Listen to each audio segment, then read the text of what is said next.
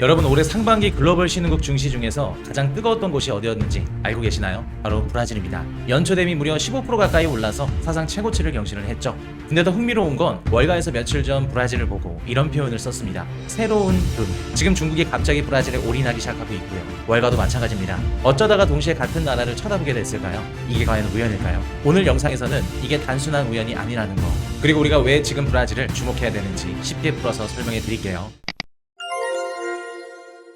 여러분 지난 영상에서 제가 한 가지 큰 흐름을 말씀드린 적이 있죠. 미국의 소비 심리가 흔들리고 있고 결국 연준이 금리를 내리면서 약달러 시대로 가게 될 거다라는 그림이었습니다. 그 약달러로 인한 자금이 어딜로 흐를 가능성이 높을까요? 바로 신흥국 시장인데요. 그 중에서도 가장 주목받고 있는 게 브라질입니다. 오늘 영상에선 두 가지를 차례대로 풀어드리려고 합니다. 첫째, 왜 중국이 갑자기 브라질에 올인하고 있는지. 둘째, 왜 우리 같은 개인 투자자가 지금 시점에 브라질을 주목해야 되는지. 결론부터 말씀을 드릴게요. 실물 흐름과 금융 흐름이 동시에 브라질을 가리키고 있기 때문입니다. 자, 이걸 쉽게 한번 풀어볼게요. 먼저 올해 상반기 글로벌 시장의 큰 그림부터 짚고 가겠습니다. 올해 글로벌 자본 흐름의 가장 큰 특징이 뭐냐면 미국 일변도였던 자금이 신흥국으로 옮겨가기 시작했다는 점입니다. 왜 그럴까요? 달러 약세가 가시화되면서 그동안 너무 비싸진 미국 자산에서 빠진 돈들이 더 싸고 더 매력적인 신흥국으로 흘러 들어갔습니다. 근데 그 흐름의 중심에 있는 게 바로 브라질이죠. 브라질의 대표 지수 보베스파를 한번 보시면 올해 1월달 18만 1363을 찍고 사상 최고치를 찍었습니다. 4월 들어서는 19만 1000선까지 올라왔고요.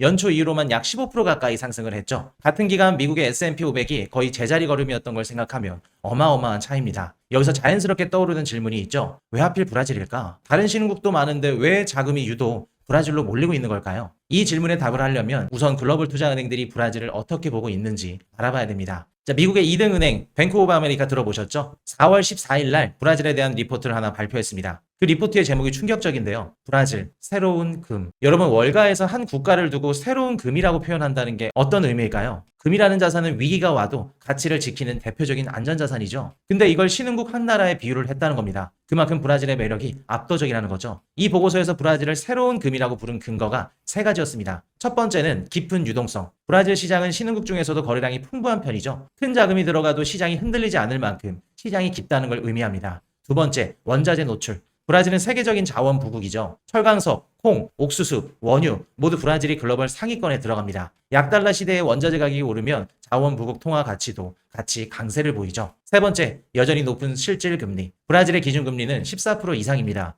물가 상승률을 빼고도 실질 금리가 매우 높은 수준인데요. 쉽게 말해 브라질에 돈을 맡겨두기만 해도 받는 이자가 어마어마하다는 뜻입니다. 이 세 가지가 한 나라에 동시에 갖춰진 경우는 매우 드물죠. 그래서 약달러 시대의 글로벌 자금이 가장 먼저 향하는 곳이 브라질이었던 겁니다. 실제로 브라질 증시뿐만 아니라 해외화도 동시에 강세를 보이고 있죠. 주식과 통화가 동시에 강해진다는 건 단순한 단기 반등이 아니라 구조적인 자금 유입 또한 일어나고 있다는 건데요. 근데 여기까지는 사실 금융시장 쪽 얘기입니다. 진짜 충격적인 건 같은 시점에 실물 시장에서 벌어지고 있다는 겁니다. 여러분 지금 호르무즈 해협이 봉쇄되어 있죠. 중동 전쟁이 본격화되면서 호르무즈 해협을 통한 원유 수송이 막혔습니다. 이게 뭐를 의미하냐면 그동안 중국이 가장 많이 의존했던 이란산 원유 그리고 사우디산 원유 수급이 흔들리기 시작했다는 겁니다. 중국 입장에선 이건 진짜 큰 문제죠. 중국은 전 세계 최대 원유 수입국이고요. 하루에 수입하는 원유 양만 1000만 배럴이 넘습니다. 이 중 상당 부분을 이란과 러시아 같은 미국이 제재하는 나라에서 수급을 받았는데 근데 호르무즈가 막히고 미국이 호르무즈를 역봉쇄하면서 중국은 새로운 원유 공급처를 찾아야 되는 상황이 발생한 겁니다. 그리고 중국이 선택한 곳이 바로 브라질입니다. 데이터를 한번 볼까요? 26년도 3월 중국의 브라질 원유 수입량이 사상 최대치를 기록했습니다. 하루에 무려 160만 배럴. 이전 최고 기록이 20년도 5월 146만 배럴이었는데 그걸 가볍게 넘어선 수치죠. 여기서 한 가지 더 보셔야 될 게 브라질에서 중국으로 가는 초대형 유조선 VLCC 선정량 추이입니다. 올해 1월 달에는 5척에 불과했는데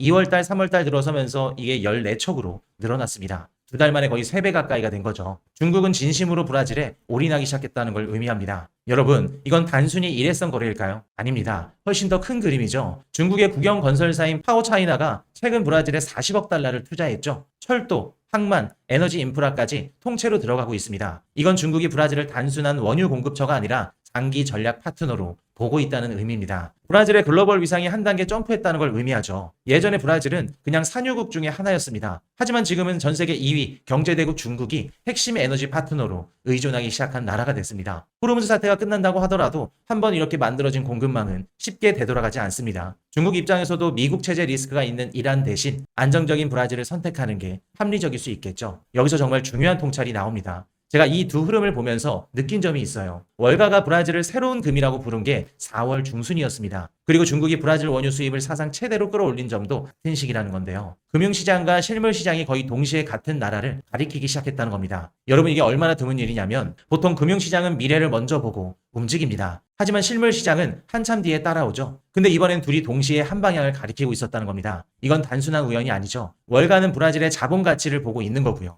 중국은 브라질의 실물 가치를 보고 있었다는 겁니다. 서로 다른 관점에서 같은 결론에 도달됐다는 건 그만큼 강력한 신호로 볼 수 있겠죠. 브라질은 지금 글로벌 자금과 글로벌 산업이 동시에 주목하는 새로운 핵심 변수, 즉 요충지로 떠오르고 있는데요. 그리고 우리 같은 한국 개인 투자자들이 이 흐름을 모르고 있다면 정말 큰 기회를 놓치고 있는 걸 수 있겠죠. 자, 여기까지 들으시면 브라질이 그냥 답인 것처럼 느껴질 수도 있을 거예요. 근데 여러분, 시장에 공짜는 없죠. 이렇게 그림 좋은 자리 뒤에는 반드시 그림자가 따라붙기 마련인데요. 오늘 영상을 마무리하기 전에 꼭 같이 보셔야 될 두 가지 리스크를 짚고 가겠습니다. 첫 번째는 지정학적 리스크입니다. 중국이 이란 원유 대신 브라질 원유로 갈아타고 있다고요. 근데 여러분 이 그림을 미국이 가만히 두고 볼까요? 절대 그렇지 않습니다. 미국 입장에서 한번 생각을 해볼게요. 이란 제재를 그렇게 강력하게 한 이유가 뭐였죠? 중국의 에너지 공급망을 흔들기 위해서였죠. 근데 그 빈자리를 브라질이 메워주고 있다면 미국 입장에선 제재 효과가 절반으로 깎이는 셈입니다. 그럼 미국이 어떻게 나올까요? 브라질 너희도 적당히 해 라는 이런 압박들이 본격적으로 들어올 가능성이 점점 커질 겁니다. 실제로 트럼프 행정부 들어서 브라질산 품목의 관세 카드를 한 번에 꺼내든 적이 있었죠. 같은 패턴으로 추가 관세, 금융 제재, 외교 압박 이런 카드들이 줄줄이 나올 수 있다는 겁니다. 트럼프 대통령이 브라질을 싫어해서가 아닙니다. 중국과 친하게 지내지 말고 우리랑 친하게 지내자라는 이야기를 간접적으로 하는 거죠.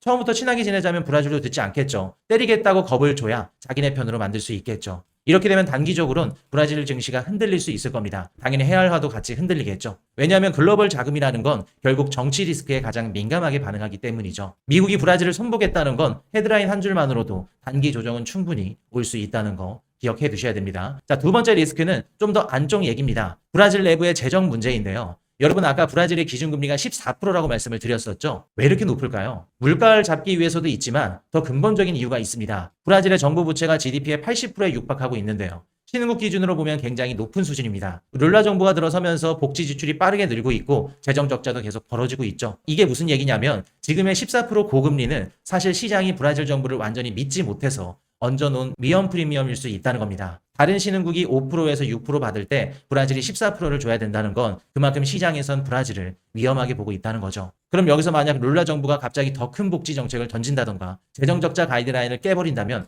어떻게 될까요? 헤알화는 그날로 약세가 돌아서고 그 순간 외국인 자금은 빠르게 빠져나갈 겁니다. 당연히 브라질 증시는 흔들리겠죠. 지금까지 쌓아올린 강세장이 한 번에 흔들릴 수 있는 구조라는 겁니다. 자, 그래서 여러분 제가 드리고 싶은 말은 이겁니다. 브라질의 큰 그림은 분명히 매력적이에요. 근데 그 길은 일직선이 아니라는 거죠. 중간중간 미국발 압박, 정부발 재정 이슈로 출렁이는 구간이 반드시 올 겁니다. 그럼 어떻게 해야 될까요? 한 번에 다 넣으시면 안 되겠죠. 조정이 올 때마다 나눠서 분할로 접근하는 방법이 가장 현명한 전략이겠죠. 큰 흐름은 밑대, 단기 변동성은 인정하고 들어가야 된다는 겁니다. 이 자세가 신흥국 투자에서는 정말 중요합니다. 그리고 한 가지 더, 아무리 브라질을 좋게 본다고 하더라도 많은 비중을 다 넣으시면 안 됩니다. 위험성 자산에 투자할 수 있는 비중만 우리가 천천히 접근을 하는 겁니다. 자, 여기서 많은 분들이 이런 생각을 하실 거예요. 그래서 브라질에 어떻게 투자를 하는 건데 직접 헤아라를 환전해서 브라질 증시에 들어가는 건 전문 투자자가 아닌 분들에겐 매우 어려울 겁니다. 그래서 가장 일반적으로는 ETF를 통해 투자할 수 있는데요. 미국에 상장된 티커명 EWZ라는 상품이 있고요. 국내에서도 신흥국에 분산 투자하는 ETF를 통해서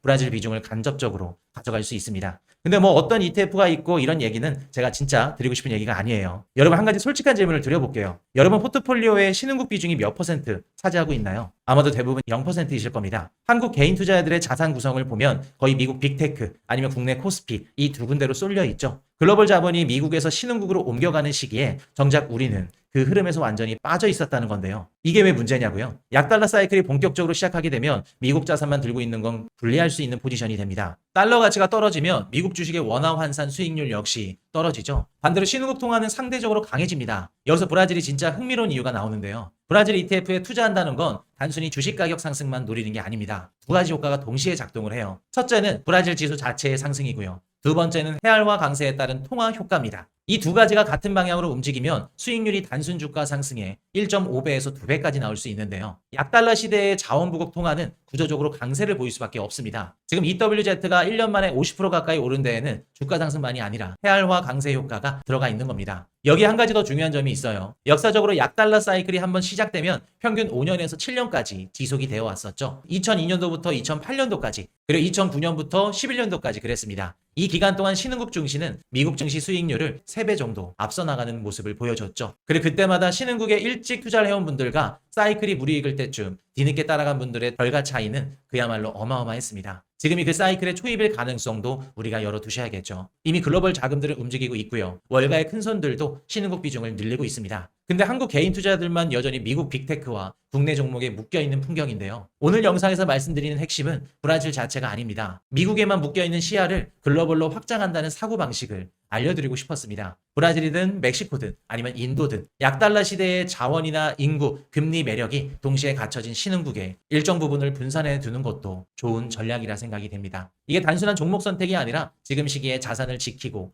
키우는 가장 기본적인 전략이라고 생각됩니다. 한 번에 다 넣을 필요 없고요. 시간을 두고 천천히 비중을 늘리시는 것도 좋은 전략인 것 같아요. 중요한 건 내 포트폴리오가 어디 한 곳에만 갇혀 있지 않은가, 이 부분을 점검하는 시각 그 자체라는 겁니다. 자, 오늘 내용 정리해 볼게요. 첫 번째, 올해 상반기 글로벌 신흥국 증시 중에 가장 뜨거운 곳은 브라질이었습니다. 연초 대비 15% 가까이 오르면서 사상 최고치를 갱신했죠. 이건 단순한 강세장이 아니라 약달러 시대의 자금이 미국에서 빠져나와 신흥국으로 흘러가는 큰 흐름의 첫 신호라 볼 수 있습니다. 둘째, 월가의 거대 투자은행이 브라질을 새로운 금이라고 평가를 했죠. 같은 유동성, 원자재 노출, 높은 실질 금리, 이 세 가지 매력이 한 나라에 동시에 갖춰진 게 결정적인 이유였습니다. 셋째, 같은 시점에 중국이 브라질에 본격적으로 올인하기 시작했다는 건데요. 호르무즈 봉쇄로 인한 원유 의존도가 흔들리자 중국은 브라질을 새로운 핵심 에너지 파트너로 선택을 했습니다. VLCC 선정량은 1월 5척에서 3월 14척으로 폭증했고 원유 수입량도 사상 최대 160만 배럴을 찍었죠. 여기에 파워차이나는 40억 달러 인프라 투자까지 들어가면서 이 관계는 단기 거래가 아니라 장기 구조로 굳어지고 있습니다. 예전에 브라질은 그냥 신흥국 중에 하나였겠지만 지금은 글로벌 자본과 중국 산업이 동시에 핵심 거점으로 보고 있는 나라가 됐습니다. 여러분, 시장은 늘 미리 답을 알려주곤 하죠. 그 답을 일찍 읽는 사람들만이 진짜 수익을 가져가고요. 월스트리트가 새로운 금이라고 부르고 중국이 올인하기 시작한 시점이 바로 지금입니다. 이 흐름을 모른 채로 시장을 보고 계셨다면 오늘 영상이 그 흐름을 처음 알아채는 작은 단서가